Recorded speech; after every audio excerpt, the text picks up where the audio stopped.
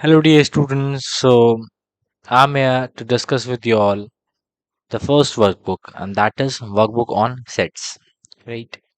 So let's begin. Let's begin. So our first question is, let me choose the pen, increase the thickness, not this much. Okay. So our first question is, uh, yeah, this color is also very. Let me use some dark color, something like this. Yeah. So let's go.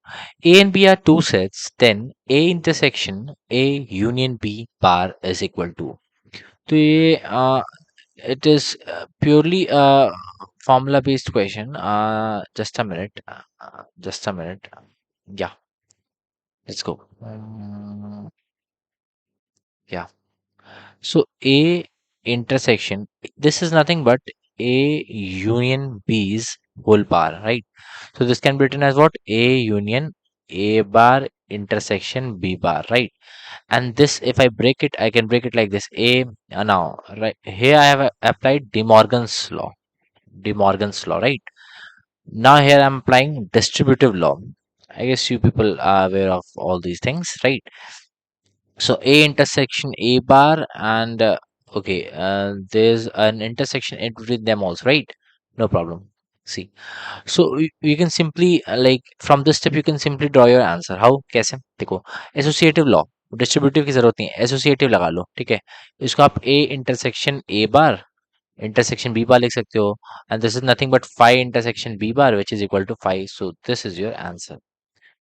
I guess आपको समझ में आया, वरना फिर से एक बार repeat करके देख लो कि इस स्टेप से इस स्टेप में मैंने एसोसिएटिव लॉ लगाया, and with that I got my answer. ठीक है, अगला क्वेश्चन. अगला question. If A is any set then A union A bar is 5 ना, गलत है. A union A bar is universal set, बिल्कुल सही है. ए इंटरसेक्शन ए बार ना, बिल्कुल. मतलब ये तो आपको पता ही है ना कि ए में क्या होता है, ए बार में क्या होता है, all those thing which are not present in A. तो इन दोनों की यूनियन में यूनिवर्सल सेट आ जाएगा, simple as that, right? A and B are two sets then A union B is equal to. अब ये simple simple De Morgan law है ना? तो इस सिंपल से आंसर लगा दिया, राइट? आगे चलो. डी मॉर्गन लॉ यूज किया, nothing. I hope so people are aware of this De Morgan law. A bar intersection B bar, right? Fourth question is A and B are two sets, then A intersection B bar is. अब ये फिर से De Morgan's law है. I hope आपको समझ में आ रहा होगा. Option B. अब क्वेश्चन नंबर 5 क्या है? U is a universal set, A is this, B is this, then A intersection B bar क्या होगा? ठीक है, A इंटरसेक्शन B बार क्या होगा? तो इसके करने के कई तरीके हैं, है ना? तो देख लो, सिंपल आप क्या कर सकते हो. ए ये है, और बी बार क्या है? बी बार मतलब 6 और 7 को छोड़ के सब कुछ, यानी 1 2 3 4 5 6 7 को छोड़ दो, 8 9 10. इन चीजों में क्या कॉमन है? 1 2 और 5 कॉमन है, तो 1 2 5 यानी कि ए पूरा कॉमन है, तो ए आपका आंसर हो गया. ठीक है, simple questions. If A and B are two sets then A union B is equal to A intersection B if and only if. देखो, इसको आप इससे समझ लो, वेन डायग्राम से समझ लो. देखो, ए यूनियन बी क्या होता है? ए यूनियन बी क्या होता है? मतलब ए यूनियन बी मतलब ये पूरा. अच्छा, ए इंटरसेक्शन बी को मैं ग्रीन कलर से कर रहा हूँ, ए इंटरसेक्शन बी को मैं पूरा यहाँ से. ए इंटरसेक्शन बी कहाँ आ गया? ए इंटरसेक्शन बी यहाँ आ गया, ठीक है. तो अब ए इंटरसेक्शन बी और ए यूनियन बी कब सेम होगा? अगर ये एक दूसरे पे ओवरलैप कर जाएं, तो ए इंटरसेक्शन बी और ए यूनियन बी सेम होगा, है कि नहीं? तो हम कह सकते हैं कि ए अगर सिंपली बी की इक्वल हो जाए, या सही है आंसर. मैं चेक कर लूँ कि एक बार, अगर ए इक्वल टू बी हो जाए तभी होगा हमारा. वेन डायग्राम की हेल्प से आप देख सकते हो, ठीक है. A and B are two sets in the universal set, then A minus B, ये पढ़ाया था ना, जो ए में हो और बी में ना हो. ए इंटरसेक्शन बी बार, ठीक है. Two set A and B are disjoint अगर ए इंटरसेक्शन बी क्या हो? 5 हो. बेसिक डीबीपी है. इस फंडामेंटल्स ऑफ मैथमेटिक्स. ऐसा नहीं, क्वेश्चंस बहुत आसान है, इससे क्वेश्चंस ऐसा सच नहीं आते, बट इसका यूज इंटायर मैथमेटिक्स में आएगा, इसलिए बेसिक क्वेश्चंस यहाँ दिए हुए हैं, ठीक है. अगला देखो, which of the following is a null set. देखो, ये मैंने पढ़ा रखा है कि ये नल सेट नहीं होता है, ये खुद ही एक सेट होता है. X such that x is greater than zero, ये भी नहीं. और लिखा हुआ है x square is equal to 4, और ये भी गलत है। X square plus 1 is equal to 0, अब ये सही ऑप्शन है। क्यों? क्योंकि एक्स स्क्वायर प्लस 1, देखो एक्स स्क्वायर इज ऑलवेज इधर इक्वल टू 0 और ग्रेटर देन 0, है ना। तो अगर इसमें मैं 1 ऐड कर दूं तो ये हमेशा 1, मतलब 1 से तो हमेशा बड़ा ही होगा, है ना। तो it can't be equal to 0, right. तो ये हो गया। अब ए, अगर A is a subset of B, then A intersection B is equal to, देखो अगर ए सबसेट है बी का तो ए के सारे एलिमेंट बी में आ रहे होंगे, है ना। देखो अगर ए सबसेट है बी का मतलब, देखो if A is a subset of B then all the elements of A are coming in B. मैं प्रॉपर सबसेट बनाया हूँ अभी के लिए, तो क्योंकि मैंने बता रखा था कि अभी बोले तो प्रॉपर सबसेट ही समझना है आपको क्लास में, राइट। तो अगर A is a subset of B, तो ए इंटरसेक्शन बी का क्या आएगा, ए इंटरसेक्शन बी का ये पोर्शन आ जाएगा, एज सिंपल एज दैट, ये पोर्शन आ जाएगा, that is will be A only, है ना। अब आगे चलते हैं हम। if A and B are any two sets, then A union A intersection B क्या होगा, है ना। तो सिंपली देखो आप इसको कैसे कर सकते हो, यहाँ डिस्ट्रीब्यूटिव प्रॉपर्टी लगा दो, A union A intersection A union B, है ना। A union A is what, universal set. A union sorry A union A is what, A only, right. Just a minute, क्या बोला, A union A intersection B, right. So A intersection B में वही common आएगा जो ए में भी हो और बी में भी हो, और उसका यूनियन हम एक है। इसको आप एक तो आप वेन डायग्राम के हेल्प से बहुत आराम से कर सकते हो। देखो कभी भी अगर इसमें हल्का सा भी फंसो ना कभी भी, तो फटाक से वेन डायग्राम बना लो। देखो ये भी एक नया अप्रोच है, ये भी सीख लो इसी क्वेश्चन की हेल्प से, ठीक है। नंबरिंग करना सीखो। नंबरिंग कैसे करते हैं, देखो ये 1, ये 2, ये 3, ये 4, ठीक है। ए मतलब क्या होता है, 1 2, अगर ये ए है ये बी है, तो ए मतलब क्या होता है, 1 2। ए इंटरसेक्शन बी मतलब क्या होता है, 2। इन दोनों का यूनियन करोगे तो क्या आएगा, 1 2, यानी कि ए ही आ जाएगा, एज सिंपल एज दैट। ए क्या होता है, 1 2। ए इस बॉक्स में 1 2 है। ए इंटरसेक्शन बी क्या है, 2। और इन दोनों का यूनियन करेंगे, 1 2 का यूनियन 1 2 ही आएगा, 1 2 मतलब ए ही होता है, ठीक है। If A and B are two disjoint set, then N of A union B is what, देखो N A plus N B हो जाएगा, क्योंकि फॉर्मूला क्या होता है, N of A plus N of B minus N A, A intersection B, ये चीज zero हो जाएगी, तो ये दोनों, ये हमारा आंसर हो जाएगा, ठीक है।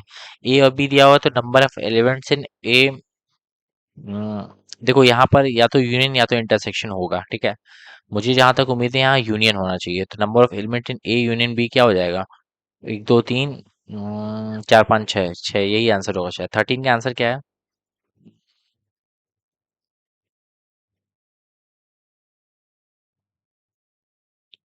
13 का शायद 9 है। तो कुछ और होगा इसमें, कुछ और होगा मे बी, जो भी होगा आप उस हिसाब से कर सकते हो, ठीक है ना। If n B are two set such that n A is equal to this, n B is equal to this, and n of A union B is equal to this, then N of A intersection B, बहुत easy है। One, ये formula लगा दो सीधा सीधा, तो 110 minus 70 minus what, minus 60, 110 है ना। हाँ सॉरी, तो एन ए कितना है, एन ए है 110, is equal to N A plus N B minus of जो हमारा आंसर है, माइनस ऑफ आंसर, तो आंसर बराबर क्या हो जाएगा, 130, 20 आंसर हो जाएगा। Which which is the subset of all the given set, 5 is the subset of all the given set, पढ़ा रखा है मैंने, ठीक है। If Q is a rational number X such that X equal to 1 by y, then x such that x is equal to 1 by y, where y belongs to a natural number, तो zero belongs to, ठीक है, zero आ सकता है क्या, नहीं आ सकता, क्यों, then ये नहीं हो सकता। One belongs to Q, one बिल्कुल हो सकता है, 2/3 नहीं हो सकता, अभी समझा रहा हूँ क्यों। वन और टू दोनों हो सकते हैं क्या, y belongs to natural number है, वन चाहिए, टू चाहिए ना, मुझे टू चाहिए, तो यहाँ 1/2, ये भी नहीं होगा ना, एक सेकंड रुकना, हाँ ये भी नहीं होगा। देखो क्या सीन है, यहाँ ऐसा चल रहा है कि x की वैल्यू 1/y है और y एक नेचुरल नंबर है। तो अगर मान लो मैंने जीरो रखा, x की वैल्यू जीरो रखी, तो y की ऐसी कौन से नेचुरल नंबर है जो रखूं तो ये जीरो आ जाएगा, कोई नेचुरल नंबर नहीं, तो पॉसिबल ही नहीं है। वन, y की जगह मैं वन रख दूं तो x equal to one possible है, इसलिए ये पॉसिबल, देखो x इक्वल टू क्या है, x इक्वल टू 1/y है। अगर मैं y इक्वल टू वन रख दूं तो x इक्वल टू वन आ जाएगा ना, तो ये मेरा सही ऑप्शन है। टू, देखो अगर मैं x इक्वल टू रखूं तो मुझे y की जगह 1/2 रखना पड़ेगा, है ना, यहाँ पे 1/2 रखूंगा, तब ना 1/1/2 टू आएगा, लेकिन 1/2 तो नेचुरल नंबर है ही नहीं, तो ये भी गलत है, सिमिलरली ये भी गलत है, देख सकते हो, है ना। आगे चलो, A is equal to x such that x is not equal to x represents, कौन सा ऐसा नंबर है जो खुद के इक्वल नहीं है?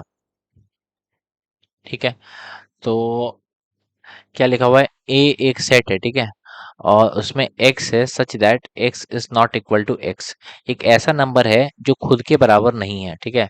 तो अ, ये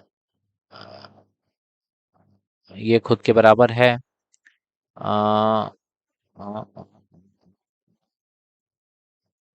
रिप्रेजेंट्स। अच्छा, ऐसा कौन सा नंबर है दुनिया में जो खुद के बराबर ही नहीं है? यार 5 नहीं होगा आंसर, क्योंकि ऐसा कोई नंबर ही नहीं है।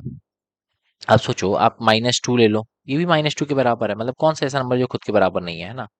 इसका आंसर चेक करो तो। यस, सही है। Which of the following statement is true? Three belongs to, three is a subset of, नहीं गलत है। क्यों? क्योंकि थ्री बिलोंग्स टू होता है, थ्री यहाँ सेट नहीं है, तो थ्री बिलोंग्स टू, देखो थ्री बिलोंग्स टू ये सही है, दिस बिलोंग्स नहीं, ये सबसेट होना चाहिए, ये चीज मैंने क्लास में डिस्कस करी थी अलग से। और ये क्या है भाई, ये बिलोंग्स टू नहीं हो सकता अगेन, क्योंकि ये सेट है, पता है ना? सेट में हम हमेशा सेट में हम सबसेट यूज करते हैं, रुक जाओ, सेट में हम सबसेट यूज करते हैं, और अगर कोई एलिमेंट हो तो हम बिलोंग्स टू यूज करते हैं, ठीक है। Which of the following is a null set? X such that x is greater than one, बिल्कुल यही ऑप्शन है। क्यों? क्योंकि एक नंबर वन से बड़ा और वन से छोटा एक साथ नहीं हो सकता। और देखो, ये क्या नल सेट है? नहीं, इसके अंदर एक एलिमेंट है, ये भी एक्स इक्वल टू जीरो एक एलिमेंट है, यहाँ भी वन एक एलिमेंट है ना। If P of A is equal to P of B, power of set A is equal to power of set B, ठीक है। देन अच्छा, पावर ऑफ सेट क्या होता है, ठीक है, पावर सेट एक खुद ही सेट होता है, ठीक है, पावर सेट ही है ना, P of A equal to P of B. देखो, देखो इसका क्या सीन है, एक सेकंड, लास्ट क्वेश्चन है क्या? ओके, लास्ट क्वेश्चन है ये, ठीक है। देखो, अगर ए सेट और बी सेट का पावर सबसेट सेम है, ठीक है, तो पावर सबसेट हो रहा क्या है? अगर हम किसी एक सेट का, ए का नंबर ऑफ सबसेट्स बनाएं और उसको एक सेट के अंदर कर दें, तो वह power set of A. Similarly B के साथ करें तो पावर सेट ऑफ बी। अगर ये दोनों इक्वल हैं, इसका मतलब हर एक एलिमेंट इसके इक्वल है, और अगर इनके हर एक एलिमेंट्स इक्वल हैं, यानी नंबर ऑफ सबसेट्स भी सेम है, सोचो कि ए एक ऐसा सेट है और बी एक ऐसा सेट है, ठीक है, इससे जितने नंबर ऑफ सबसेट बन पा रहे हैं, इससे भी उतने नंबर ऑफ सबसेट्स बन पा रहे हैं, और जो सबसेट्स हैं वो भी सेम है, तो ओवरऑल ए और बी सेट भी तो सेम होना चाहिए। आया बात समझ में कि नहीं आया? बताओ, बात समझ में आई? अगर ए और बी के पावर सेट सेम है, मतलब कि उनके नंबर ऑफ सबसेट्स और जो सबसेट्स हैं वो दोनों सेम है। क्यों? क्योंकि पावर सेट क्या होता है? एक ऐसा सेट जो सबसेट्स को रखे। तो अगर पावर सेट ए और बी इक्वल है, तो ये नंबर तो सेम होंगे और जो हैं वो भी इक्वल होंगे, है कि नहीं? तो A equal to B. So this was it, this was the workbook on sets, ठीक है, ये यहीं पे खत्म होता है। Thank you so much dear students, will meet again with our next workbook. Thank you so much, bye bye.